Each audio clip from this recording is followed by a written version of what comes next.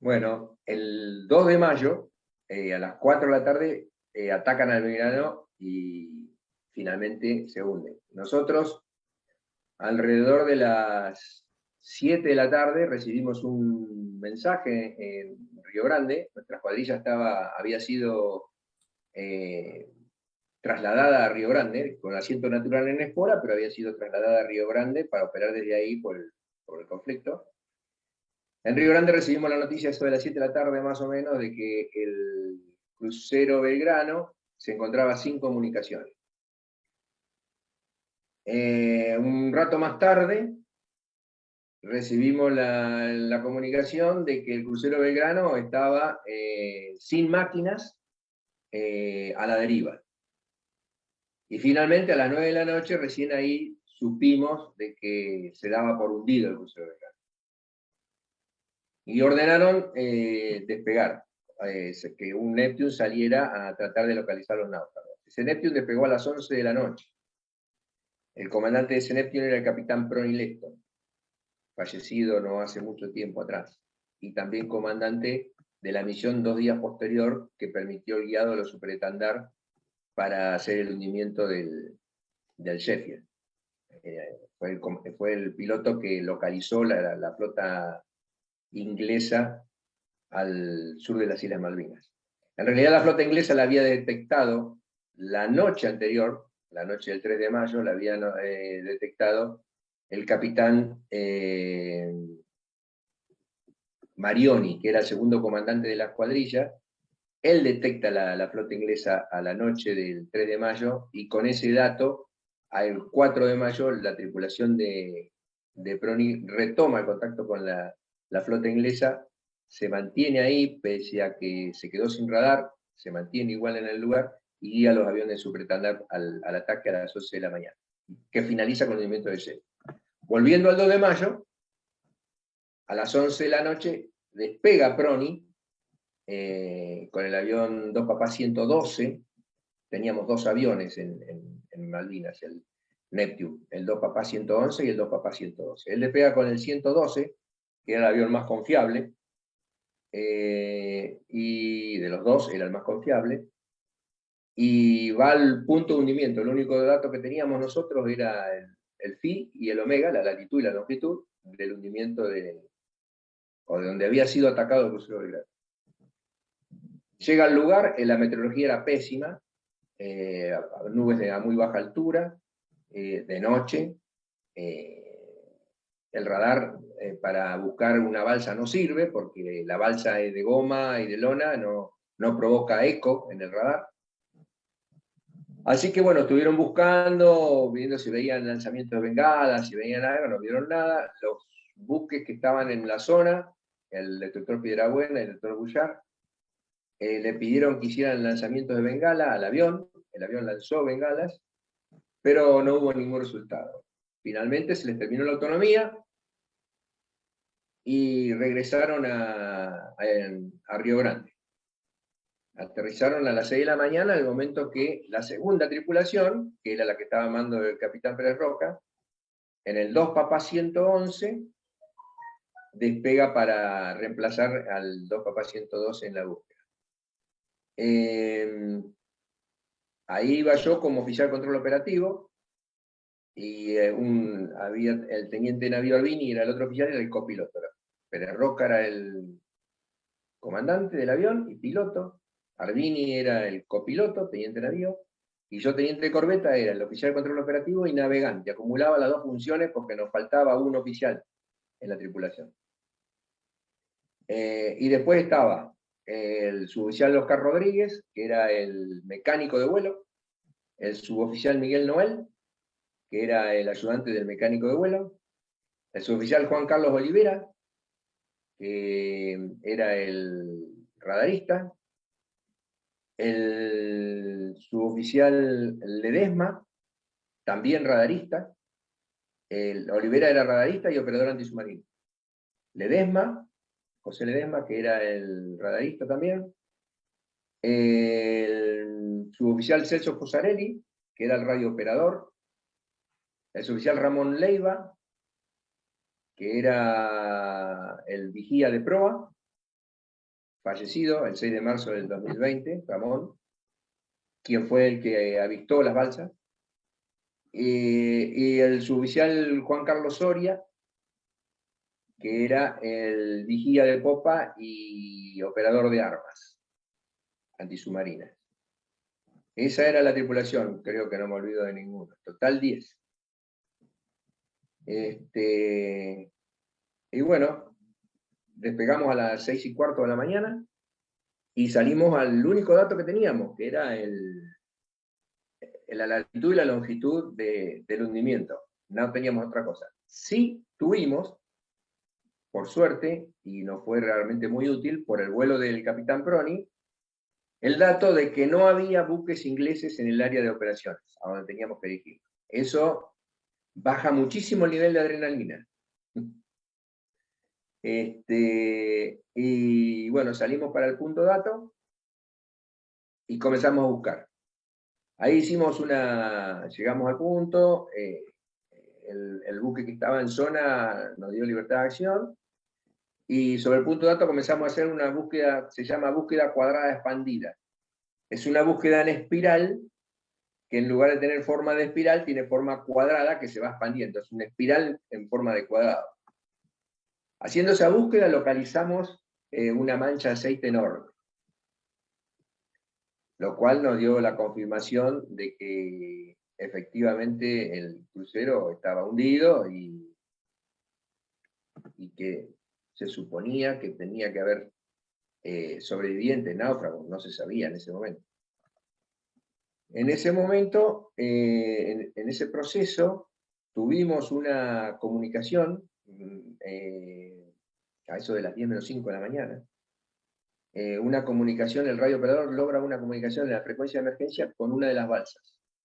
Eso nos dio esa comunicación sí nos dio la certeza de que al menos una balsa había flotando. Pero tenían una posición, nos dijeron de que se encontraban a 60 millas al este del Isla de los Estados. Estaban totalmente equivocados en cuanto a la posición que tenían.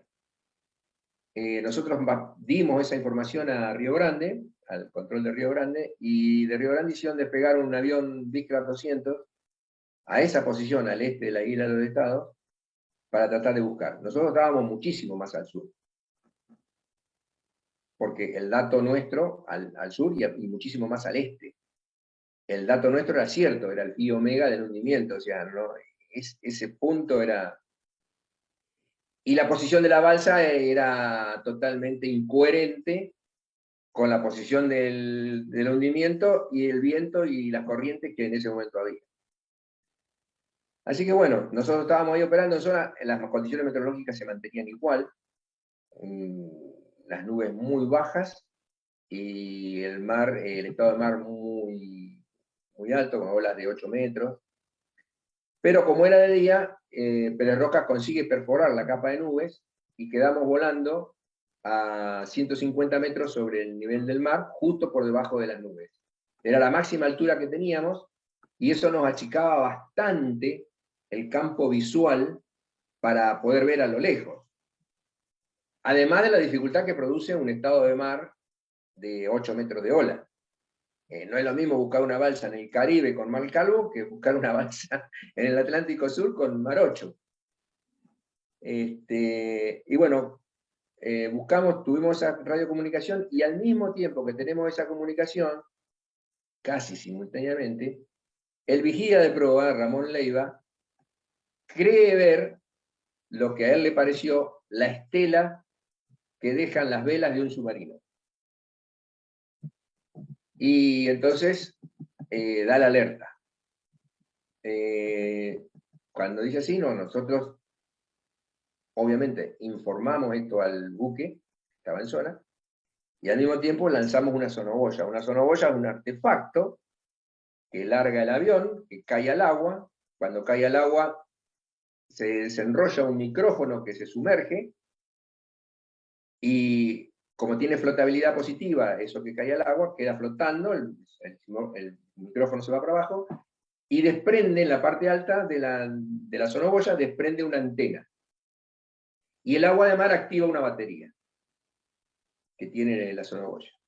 que dura aproximadamente, depende de la sonoboya, entre 30 minutos o 45 minutos, hay sonoboyas de 1 hora también.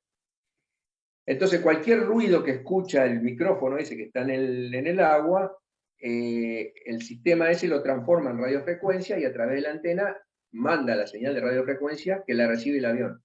Y el avión hace el proceso inverso. Lo descompone en una señal gráfica, en un representante gráfico, una aguja que va marcando un trazo, y además también una componente que es de audio. El operador antisubmarino del avión puede escuchar el audio. Y con eso uno puede determinar, si tiene la base de datos adecuada, puede llegar a, y hay un submarino, puede llegar a saber hasta el nombre del submarino, teniendo la base de datos adecuada. Porque cada submarino tiene una firma digital, el ruido de la hélice, porque las palas no son exactamente iguales, entonces uno hace un ruido un poquito diferente al otro. Se puede, con una excelente base de datos, se puede saber hasta el nombre del submarino. Nosotros obviamente no teníamos una excelente base de datos, ni siquiera teníamos experiencia con submarinos nucleares. Habíamos tenido el 17 de abril haciendo un ejercicio con aviones de Fuerza Aérea para practicar los guiados, un contacto submarino que se sumergió. Cuando llegamos al lugar no había nada, pero tiramos sonoboya y tuvimos el contacto en las sonoboyas. Se nos graficó la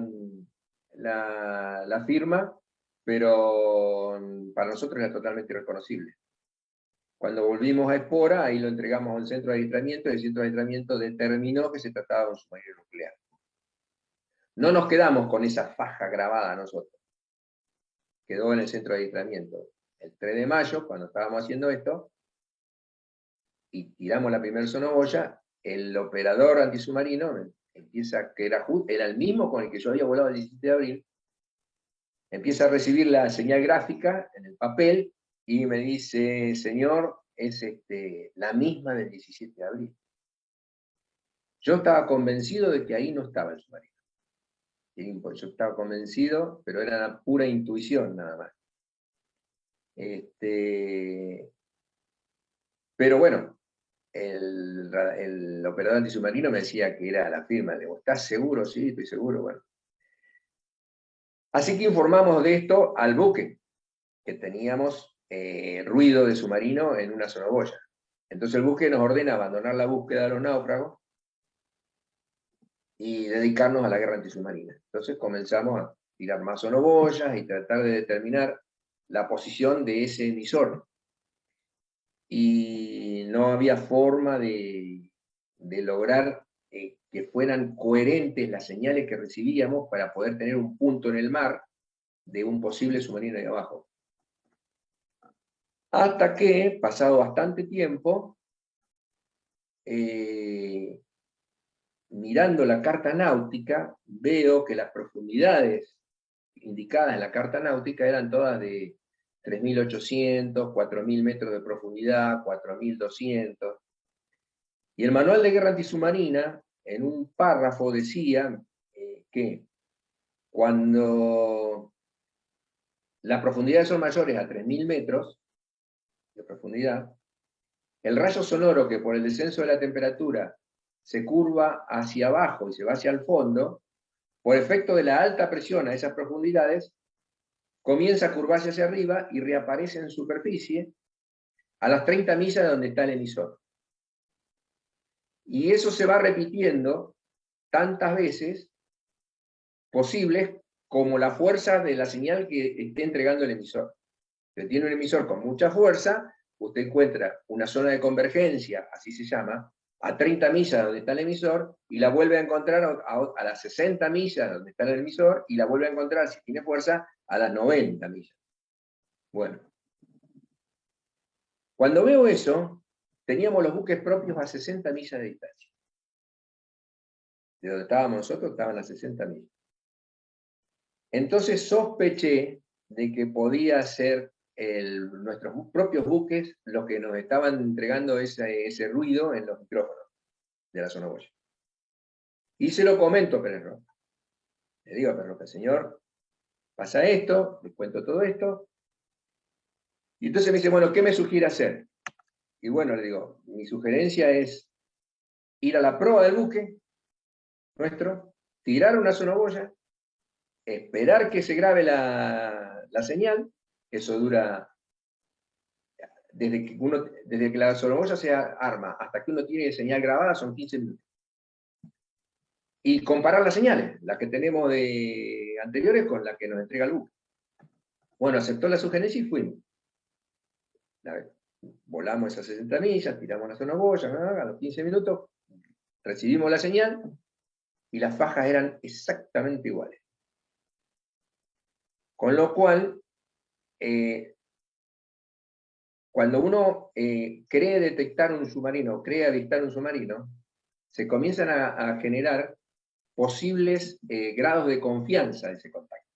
En la medida que usted aumenta los indicios, comienza a tener más certeza de que posiblemente sea un submarino. Claro, nosotros teníamos el avistaje y a eso le habíamos sumado el audio, la información de la sonoboya. Cuando descartamos la información de las sonoboyas, la confianza en que eso era un submarino se degradó y quedó solo con el avistaje.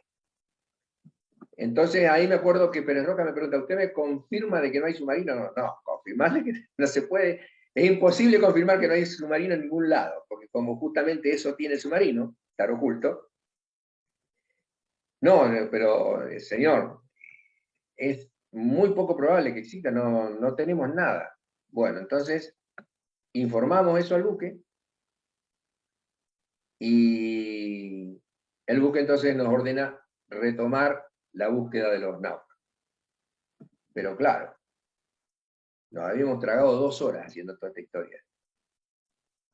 Y el avión, ahí a las 11:30 de la mañana, eso eran 11:30 de la mañana,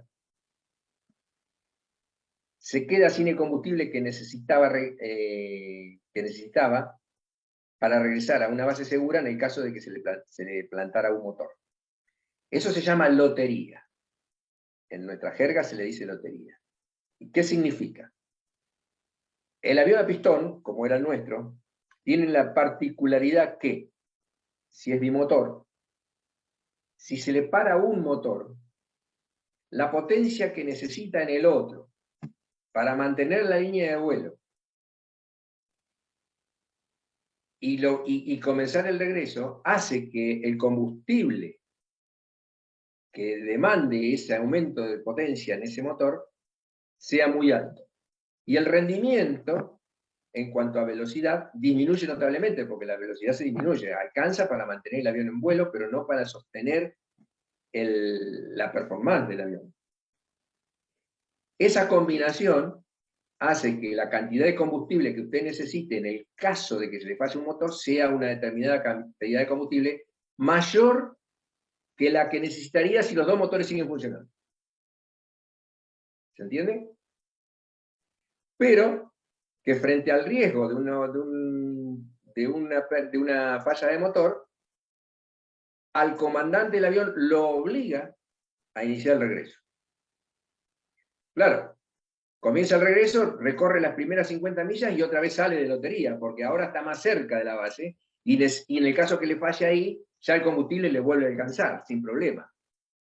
Pero en el área donde está, llega ese instante y tiene que comenzar a acercarse a la base. Comenzar a acercarnos nosotros a la base significaba abandonar la operación, porque la búsqueda era en el lugar donde estábamos, no en otro lado. Bueno, ahí se le informa al buque y el buque ordena el regreso, nos da libertad de acción, nos ordena el regreso, y ahí Pérez Roca le pregunta, mejor dicho, yo le informo a Pérez Roca. Como oficial de control operativo, el oficial de control operativo del avión recibía la información de todos los puestos. Yo recibía la cantidad de combustible que nos quedaba, sabía la distancia, porque tenía la posición del navegante a la que estábamos, sabía la velocidad que desarrollábamos, el viento que había, tenía toda esa información. Con toda esa información se saca el instante ese, el instante que se ingresa a lotería. Y le informo a Pérez Roca, señor, ingresamos a lotería. ahí hay un silencio, se ve que hay una conversación en la cabina junto con el teniente Ardini, y cuando sale de vuelta por el interfón es la radio interna del avión, Pérez Roca me pregunta a mí si, si yo fuese que estuviese en la balsa, no me gustaría que me sigan buscando. Y sí, señor, claro. Sí, entonces ahí él inmediatamente le pregunta a la tripulación si había alguno que se opusiese a permanecer en el área buscando, y no, nadie dijo que no. O sea, con lo cual, como suelo decir, es un silencio aprobatorio. Y nos quedamos ahí, buscando. Empezamos a buscar con distintas... Ya teníamos la mancha de aceite, teníamos el punto dato, teníamos la mancha de aceite que la teníamos ubicada, y empezamos a hacer de nuevo una cuadrada expandida alrededor de la mancha de aceite sin éxito.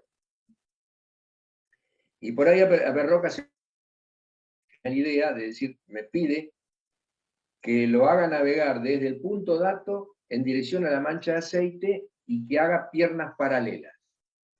La búsqueda por piernas paralelas al revés de la cuadrada expandida es uno realiza una trayectoria, baja a 90 grados una determinada cantidad de millas, de acuerdo al alcance visual que tenga, y hace por una pierna paralela el regreso hasta el punto de partida de la primera pierna, en forma paralela esa, y cuando llega ahí, baja otra vez la distancia hacia acá, y vuelve y así. Y se va desarrollando hacia una dirección. En este caso nosotros elegimos de la pierna paralela, de la pierna que unía el punto de hundimiento con la mancha de aceite y la prolongamos bastante más, decidimos que el desplazamiento de la búsqueda fuera hacia el sur. Y bueno, empezamos a buscar así, y en una de esas piernas, a la 1:20 de la tarde, habitamos las balsas. Las avista Ramón Leiva, estaba en la posición de proa del avión, y simultáneamente el piloto y copiloto y el mecánico que estaban en la cabina. Bueno, se puede imaginar. Cuando dijo balsas a la vista, a las 11 balsas, dijo Ramón Leiva. A las 11 balsas. Es decir, a las 11 balsas es una forma de referenciar respecto de las agujas del reloj, a dónde hay que mirar. Si dice a las 3 balsas hay que mirar perpendicular a la derecha. Si dice a las 11 era a la izquierda un poquitito, porque las 12 siempre es el eje del avión. Bueno, ahí yo tenía que cumplir como oficial de control operativo dos funciones. Tenía que congelar el navegador que teníamos en ese momento, que lamentablemente no era GPS, en ese momento teníamos un BLF Omega con errores de 7, 8, 9 millas, y ya era mucho, porque poquito antes de eso era todo a cálculo de velocidad y tiempo, y rumbo. Tenía que hacer eso, congelar el navegador, y tenía que lanzar marcas humosas. Las marcas humosas en esta situación servía para dos cosas. Para lo que generalmente sirven, que es para que el piloto pueda volver sobre la posición marcada, porque es una bombita que cae al agua y con el agua de mar se genera humo y empieza a salir humo, y entonces es una referencia visual para el piloto fundamental. Y en ese momento, en esa circunstancia, además, el hecho de lanzar lanzas humosas y que comenzara a salir humo del agua, para los náufragos era una forma de indicarles de que habían sido avistados y levantar la moral. Bueno, yo congelé el navegador en el medio de los saltos de los suboficiales, porque los suboficiales que estaban al lado mío, cuando dijo balsa a la vista, se desataron, comenzaron a saltar, se abrazaban, qué sé yo. Y yo también hice lo mismo, yo me desaté, y cuando me iba levantando del asiento, congelé el navegador. Y me empecé a saltar, a abrazar, a gritar con los suboficiales ahí, en el poco espacio que tenía el avión. Hasta que el mecánico, a los gritos, desde la puerta de la cabina del avión, nos gritaba: siéntese, cada uno en su puesto, cada uno en su puesto. Bueno, cuando me senté, me coloqué los auriculares, Pérez Roca puteaba en todos los idiomas. Entonces, ahí me pregunta, me dice, ¿marcó la posición? Sí, la tengo marcada, la tenía congelada el navegador. ¿Tiró marca de humo? Cuando me preguntó, ¿tiró marca de humo? Yo me quería morir, porque no lo había hecho. Eso fue 11:20. Todo lo que yo le estoy contando así en todo este tiempo transcurrió en segundos. Las cosas suceden así. Bueno, entonces me dice, guíeme al punto. Entonces yo comencé a darle el arrumbamiento que tenía que seguir para volver a la posición que yo había congelado. Pero claro, con mar 8, así en olas de 7 metros, 8 metros, las balsas únicamente se veían cuando estaban en la cresta de la ola. Cuando caían al valle, quedaban sepultadas debajo del mar. O sea que el vigía tenía que tener justo en el momento que la balsa estaba en la cresta, él tenía que estar justo en ese momento enfocando la cresta de esa ola. Bueno, estuvimos así 25 minutos, desde la 1:20 hasta la 1:45, buscando, sin poder encontrarlo. Hasta que finalmente reaparecieron. Bueno, cuando reaparecieron, más a la vista, ahí no quedó una sola marca de humo en el avión, tiré todo. Y bueno, con eso los buques estaban bastante lejos, estaban a 1 hora y media, fácil de navegación. Así que Pérez Roca decide, aletea por arriba de las balsas para dar señales de, obviamente, las marcas de humo, los aleteos del avión, y decide comenzar a ascender en círculo sobre la balsa hasta que el radar del buque detectara el avión. Con eso sí nosotros le dábamos, porque la posición que daba el BLF, como le dije recién, el navegador BLF Omega, era muy precisa, llegaba a tener errores tremendos, de 14, 15 kilómetros, 7, 8 millas. 8 millas, 9 millas de error para un buque media hora de navegación. Entonces, mucho el error. Para asegurarse de que no tuviese error, Pérez Roca hace eso, comienza a ascender en círculo hasta que el radar del buque nos tiene, entonces ahí sí, el radar del buque ubica el avión y ahí sí el buque sacó la posición exacta donde estaban las balsas, que nosotros habíamos avistado. Nosotros avistamos 12 balsas, de un total, no sé cuántas habrán sido, pero debe haber sido, si se salvaron 700 hombres, y han sido más o menos unas 30 balsas. Hemos avistado la mitad de las balsas. Pero estaba el área. Y bueno, cuando nos tienen, ahí pusimos prueba a Río Grande para regresar. Obviamente, los cálculos de combustible habían sido olvidados por completo, ya no tenía sentido hacerlo. Y empezamos a volver. Cuando pusimos prueba a Río Grande teníamos 100 nudos de velocidad. Teníamos más o menos un viento de 110, 120 kilómetros por hora de frente. Nuestro avión desarrollaba 170 nudos de velocidad normal, y la velocidad que teníamos en ese momento era de 100. Así que bueno, comenzamos a remar hacia el continente, con la idea, sabíamos que si se plantaba un motor no llegábamos, ya hacía 2 horas atrás que sabíamos que si se plantaba un motor no llegábamos. La decisión que había tomado en cabina era que si pasaba eso, íbamos a intentar un amerizaje. Se puede imaginar, un amerizaje en un mar con ola de 8 metros es como tratar de aterrizar en el medio de la ciudad de Nueva York, igual. Y bueno, gracias a Dios no pasó nada, los motores siguieron respondiendo, y cuando estábamos próximo a la isla de los Estados, se nos prendieron las luces de bajo nivel de combustible.